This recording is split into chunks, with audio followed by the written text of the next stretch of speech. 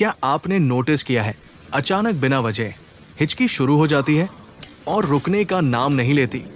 असल में हिचकी हमारे डायफ्राम मसल से जुड़ी होती है। जब हम जल्दी जल्दी खाते हैं, ठंडा पानी पीते हैं या ज्यादा हंसते हैं तो डायफ्राम अचानक सिकुड़ जाता है।